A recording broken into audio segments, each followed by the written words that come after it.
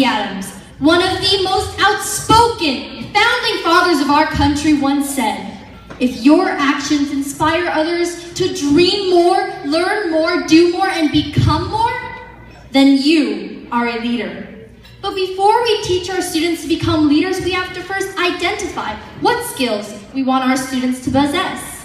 Winston Churchill showed us that being a great leader meant being able to persevere through extreme hardships while inspiring others to do the same. And he accomplished this with courage and his ability to keep calm and lead on. Society has fooled us into thinking that failure is not an option, but I disagree. When did making mistakes become something that we should be ashamed of? Mistakes are what make us strong. Thomas Edison, the greatest inventor of all time, tried thousands of times before he was able to successfully create the light bulb.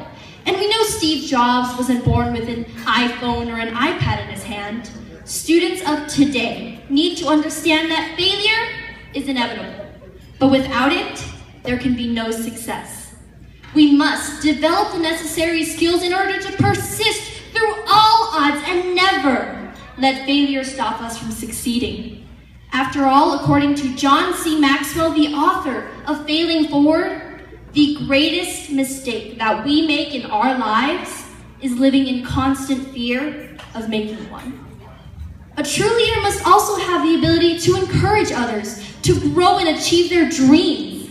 And at the core of this is a leader's ability to influence others in a powerful way.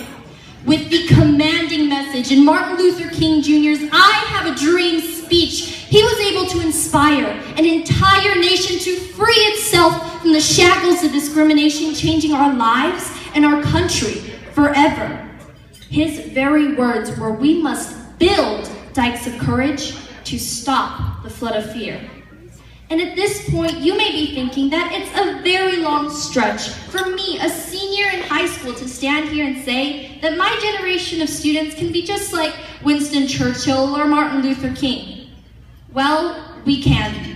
Because remember that their achievements all stem from the same skills that we're learning from our teachers in our schools today. And those are communication, perseverance, and courage. And with these, we can and will change our world. And in conclusion, as Franklin Roosevelt once said, we cannot always build the future for our youth, but we can build our youth for the future. Thank you.